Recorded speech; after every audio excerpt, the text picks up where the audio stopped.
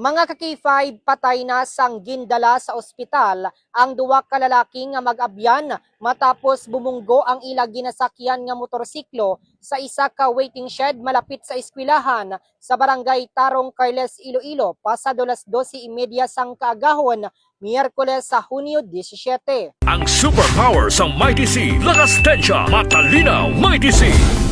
Ginkilala ang driver sang motorsiklo nga si alias John William, 24 anyos, kag residente sa barangay Dayhagan, Carles, Iloilo, samtang ang iya back rider amo si alias Raymar, 20 anyos, kag residente sa barangay Tarong, Carles, Iloilo. Sa interview sang K5 News FM Sara kay Police Corporal Leonard Alvarez, investigador sang Carles Municipal Police Station, ginpahayag sini nga may nagtawag sa ila talatapan agod i-report ang natabo nga aksidente sa lugar. Base sa investigasyon sang kapulisan, halin sa barangay Cabilao Grande ang duwa kung sa diin may ginbakal sila antes matabo ang insidente apang pag-abot nila sa may barangay Tarong, mayara sang korbadahon nga dalan kag didto nabunggo sa poste sang waiting shed ang ila ginasakyan nga Rossi 125 nga motorsiklo. Ginpayag pa ni Alvarez nga posible nga madasig ang pagpadalagan sa motorsiklo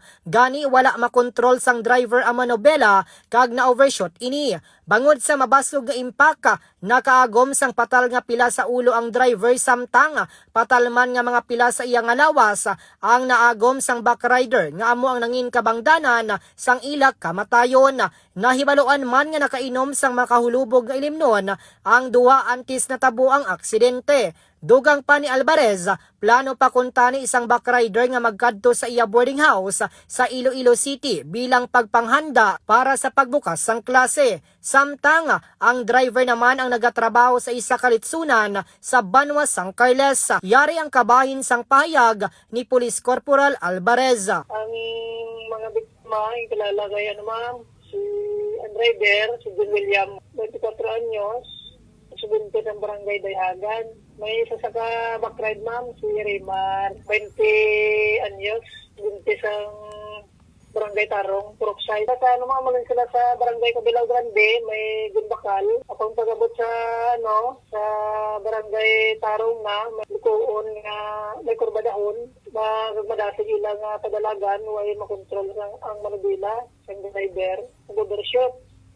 Nag-overshot ma'am, kaigo sila sa kabunggo sa poste sang waiting shed.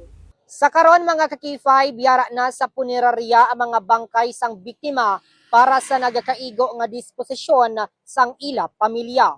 Balita nagikan sa 5 distrito, ini si ka-K5 Bridget Lazuela de Mayo para sa kampiyon nga balita, serbisyo publiko kag kalingawan sa 5 distrito K5 News FM. DTX 500. Di na problema mo bala ang mataas nga blood sugar level? Ang DTX 500 na.